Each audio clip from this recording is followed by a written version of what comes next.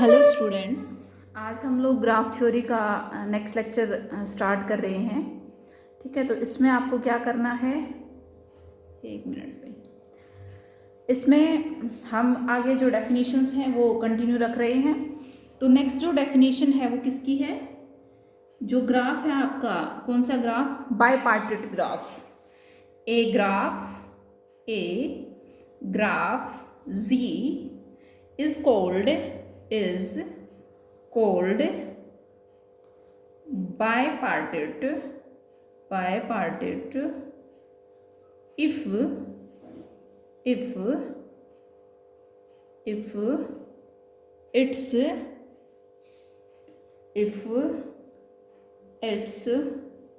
vertex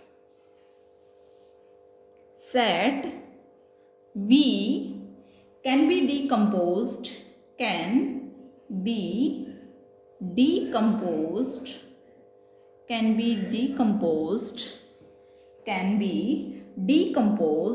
into two disjoint subsets V1 and V2 such that every edge in Z join a vertex in V1 with a vertex in V2। ठीक है भाई, देखिए ध्यान से, बाईपार्टेट graph क्या होता है, इंपॉर्टेंट है। A graph G is called bipartite graph if its vertex set जो होता है ना, कैपिटल वी जो होता है, वो आपका डिकम्पोज्ड हो टू डिसजॉइंट, मतलब उनको टू डिसजॉइंट की फॉर्म में हम ब्रेक कर सकें, V1 और V2। It means that V1 and V2 की जो इंटरसेक्शन है वो आपकी फाई रहेगी, सच दैट, और क्या कंडीशन है, every edge in G joins a vertex in V1। जो एज आपकी ज्वाइंट होंगी वो एक वर्टेक्स तो V1 का होगा, दूसरा वर्टेक्स V2 का होगा। एवरी के लिए है ये वर्ड, ध्यान रखना क्या है, every. For example, clearly a bipartite graph can have no self loop. अब आपको पता लग गया सेल्फ लूप में तो क्या होता है, उसी पे आके रुक जाता है। इसने क्या कहा कि every edge in G join a vertex in V1 with a vertex V2। ठीक है, तो सेल्फ लूप का तो कोई सवाल ही पैदा नहीं होता। नेक्स्ट देखिए, एक एग्जाम्पल है V1 V2 V3 V4 and V5। हाँ भाई, कैपिटल V के अंदर कितने हैं vertex, V1, V2, V3, V4, V5। Okay, अब V1 और V2 बनाना है। देखो भाई, इस तरह से बनाना है क्योंकि इंटरसेक्शन में क्या है, फाइव। देखो ऊपर जो दिखाई दे रहे हैं ना, V1, V2, इसका तो सॉरी V3, और V2, V4 एंड V5, ये हो गया V2।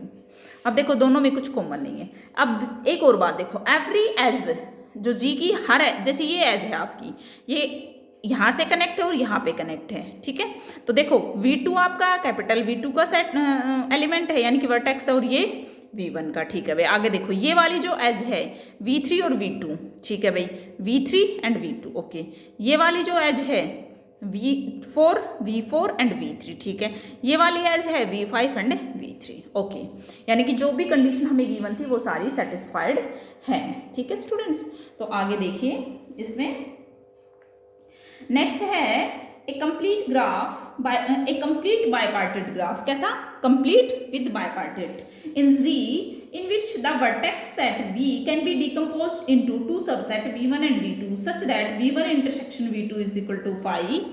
Each edge of G connects a vertex of V1 to a vertex of V2 and each vertex of V1 is connected to each vertex of V2।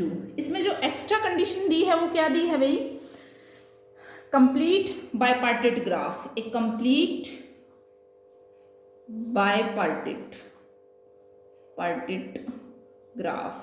अब थोड़ा सा ध्यान करो भाई, complete क्या होता है, जिसमें हर वर्टेक्स एक दूसरे से कनेक्ट हो। ठीक है, फॉर एग्जांपल दिस, ये वाला ग्राफ देख लो, इसमें कंप्लीट है। तो कंप्लीट प्लस बाईपार्टेट दोनों को मिक्स कर दो तो कैसा ग्राफ हो जाएगा, कंप्लीट बाईपार्टेट। उसके अंदर एज का तो था ही, ठीक है। लेकिन इसमें क्या हो गया, vertex of V1 is connected to vertex of V2, this graph is denoted by KMN। ध्यान रखना भाई, इंपॉर्टेंट है ये। कौन सा ग्राफ बोलेंगे इसको, KMN ग्राफ बोलेंगे, जहां पे M क्या है आपके, सच दैट जो आपके M है वो क्या रहेंगे इसमें, this graph is denoted by KMN where M is the number of vertices in V1 and N is the number of vertices in V2। जो दो सेट होंगे ना आपके V1 और V2, तो ये तो M जो होगा ये number of vertices in V1 और N जो होगा number of vertices in V2 रहेगा, ध्यान रखना। और जिसको स्टैंडर्ड फॉर्म में बोलेंगे, और इसमें हमेशा हम अज्यूम करके चलेंगे जो M होता है ना वो लेस देन और इक्वल टू होगा N के, या तो वो बराबर हो सकता है लेकिन पॉसिबिलिटी रहेगी कि M हमेशा आपके कम रहेंगे नंबर ऑफ एलिमेंट वर्टिसेस, ठीक है, या फिर दोनों बराबर, जैसे K22 हो गया, K33 हो गया। ओके स्टूडेंट्स, ठीक है। तो जैसे कि हमने ऊपर जो ग्राफ पढ़ा था उसको एक बार चेक करते हैं हम, ये वाला, ठीक है, इस बायपार्टेट, तो सेट के अंदर सब कुछ है, बायपार्टेट आपको दिखाई दे रहा है, ठीक है। ओके, अब इसमें हाँ भाई एक बार इसमें एक और डायग्राम बनाते हैं, ये तो सिर्फ बायपार्टेट था, अब क्या बनाना है मुझे, क्योंकि इसमें देखो एज हर वर्टेक्स, अब ये वर्टेक्स कनेक्ट नहीं है आपस में, ये वर्टेक्स कनेक्ट नहीं है, ये वर्टेक्स कनेक्ट नहीं है, तो इसको हम क्या नहीं बोल सकते, कंप्लीट नहीं बोल सकते, सिर्फ बायपार्टेट बोल सकते हैं। तो देखो मैं क्या वो बनाती हूँ, ठीक है, ये हो गया, एक यहाँ पे दिया हमने, ये हो गया, ये हो गया, ठीक है, ये देखो भाई,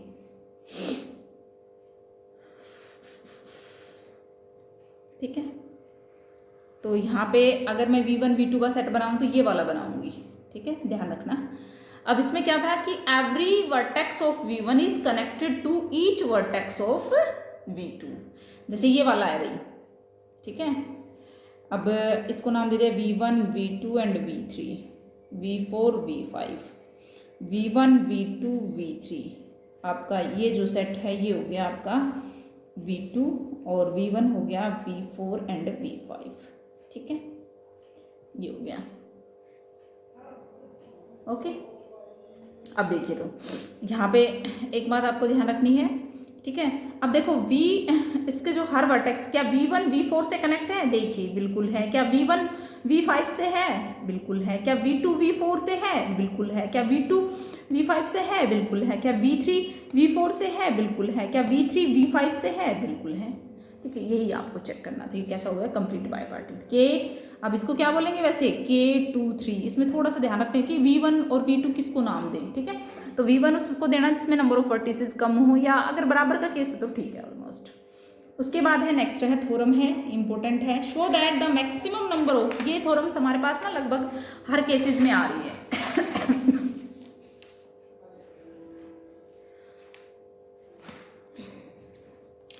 The maximum number of edges in a complete bipartite graph of n vertices is n square by 4, ठीक है भाई, थोड़ा सा ध्यान से देखिए इसको, n स्क्वायर बाई 4। हाँ भाई, जी को कंप्लीट बायपार्टेट ग्राफ लिया हमने, अगर इस थ्योरम को प्रूव करना है तो complete bipartite graph with n vertices. अब कंप्लीट बायपार्टेट है तो एक बात तो आपको ध्यान रखनी है कि V1 और V2 आपको मिलेंगे वर्टेक्स के दो सब सेट, ठीक है, कैपिटल B के दो सबसेट मिलेंगे जो क्या होंगे, आपस में डिसजॉइंट होंगे। तो भाई इसमें मैं नाम दे रही हूँ कि इसमें जो नंबर ऑफ वर्टिसेस है वो n1 है और इसमें जो नंबर ऑफ वर्टिसेस है वो n2 है, और टोटल जो हमारे पास है वो है कितने, n, तो इनका सम कितना आएगा, n, ठीक है। ओके, आगे देखिए। अब देखिए कि further number of edges in G, अब मुझे बता, हाँ भाई एक बात बताना भूल गई कि उसमें जो एजेस होंगी ना, हमेशा ध्यान रखना, जैसे मैंने पीछे K23 ग्राफ बनाया था तो उसमें जो नंबर ऑफ एजेस होंगी ना वो आप इन दोनों को मल्टीप्लाई कर देना और चेक करके देख लेना हमेशा। KMN के अंदर MN एजेस होंगी हमेशा, ठीक है। तो यहाँ पे कितनी होंगी, उसमें 6, तो यहाँ पे बता देती हूँ कितनी एजेस होंगी इसमें, जैसे V1 में जितने वर्टिसेस हैं, V2 में जितने वर्टिसेस हैं, उन दोनों की मल्टीप्लाई कर दो, तो यहाँ पे नंबर ऑफ एजेस कितनी आ जाएंगी भाई, number of edges in G कितनी आ गई, n1 n2। तो maximum value of n1 n2, maximum value बता सकते हो, इसमें थोड़ा सा फॉर्मूला, मैक्सिमम वैल्यू ऑफ, क्योंकि हमें तो मैक्सिमम बतानी है, n1 n2 maximum number of edges n1 n2 की, सब्जेक्ट टू द कंडीशन, क्या है condition, n1 plus n2 is equal to n is क्या होगी n स्क्वेयर बाई 4। ये हम निकाल के दिखाएंगे, देखो एक बार। हाँ भाई यहाँ पे ध्यान से देखना, n1 प्लस n2 कितना है मेरे पास, n है, तो यहाँ से n2 कितना आ गया, n माइनस n1, ठीक है। और प्रोडक्ट कितनी है मेरे पास दे रखी है, n1 n2। तो ये जो कंडीशन है ना, ये तो आपको सब्जेक्ट टू द कंडीशन थी, और ये एक तरह से y मान लिया मैंने, y is equal to n1 n2, मतलब n1 n2 तो आपको प्रोडक्ट दे रखी है, ठीक है। इसका तो आपको मैक्सिमा निकालना है, मैक्सिमा मिनिमा यहाँ पे दे रखा है, आपको मैक्सिमम निकालना है, तो n1 into n minus n1। हाँ भाई dy बाई डी एक्स निकालो, इसका क्या आ जाएगा, sorry dy by D n1 क्या आ जाएगा, n माइनस n1 का स्क्वायर तो 2n1, दोबारा से करो, D square Y by D n1 का square minus 2 which is less than 0, यानी कि क्या आ जाएगा, डायरेक्ट आप बता सकते हो इसको मैक्सिमम। अब मैक्सिमम वैल्यू चेक करने के लिए क्या करते हैं हम, जो dy बाई डी एक्स होता है उसको किसके बराबर पुट करते थे, 0 के, तो थोड़ा सा उससे कंपैरिजन कर लेना। तो dy बाई डी n1 को हम किसके बराबर रखेंगे, 0 के। यहाँ से आ जाएगा n माइनस 2n1 कितना आ गया, 0। यहाँ से n कितना आ गया, 2n1। अब n जो है आपको कितना आ गया, 2n1। अब यहाँ से देखो, अब जो है आपका, या फिर ये कहें कि n1 कितना आ गया, n बाई 2, ये आ गया भाई, ठीक है। अब कर दो product, maximum number of ages बतानी थी, तो यहाँ से कितना आ जाएगा, n2 कितना आ गया, फिर n2 भी निकालो। n2 क्या था हमारे पास, देखो भाई n2 था n minus n1, n minus n1 कितना है, n बाई 2, ये भी कितना आ गया, n बाई 2 आ गया, ठीक है। मैक्सिमम निकाल रहे हैं हम, ठीक है। तो मैक्सिमम कितना आ गया, n1 इंटू n2, प्रोडक्ट तो यही होती है एजिज निकालने, मतलब एजिज तो मैक्सिमम इतनी होंगी ना, और इनकी वैल्यू क्या आ रही है हमारे पास, n by 2 into n by 2 कितना आ गया, n स्क्वेयर बाई 4, ये दिस इज द आंसर, ठीक है भाई। नेक्स्ट है भाई, मैं कुछ आप लोगों को काम बता देती हूँ, draw all simple graph with vertices. Simple graph के डेफिनेशन का यूज करके आपको सारे वर्टिसेस यूज करने हैं। उसके बाद है सब ग्राफ। क्या होता है सब ग्राफ, बिल्कुल सिंपल होता है, जो ग्राफ का सबसेट होता है उसको सब ग्राफ बोलते हैं, ठीक है। इसमें दे रखा है फर्स्ट एग्जांपल, इसमें आप सब ग्राफ बता सकते हो, मतलब उसका सबसेट, ठीक है। तो एक बात ध्यान रखनी है कि इसके अंदर सब ग्राफ में every graph is its own सब ग्राफ, ये सिंपल सी बातें हैं कि हर सेट खुद का सबसेट होता है। A subgraph of G is a subgraph of G. A single vertex in a graph G is subgraph of G. Single as in Z together with its and vertices also in a subgraph of G. उसके बाद vertex disjoint subgraph आपको पता होना चाहिए, जिसमें vertex में कुछ common ना हो। एज डिसजॉइंट का क्या मीनिंग होता है, जिसमें एजेस कॉमन ना हो, ठीक है, और एग्जाम्पल से अच्छे से समझा रखा है।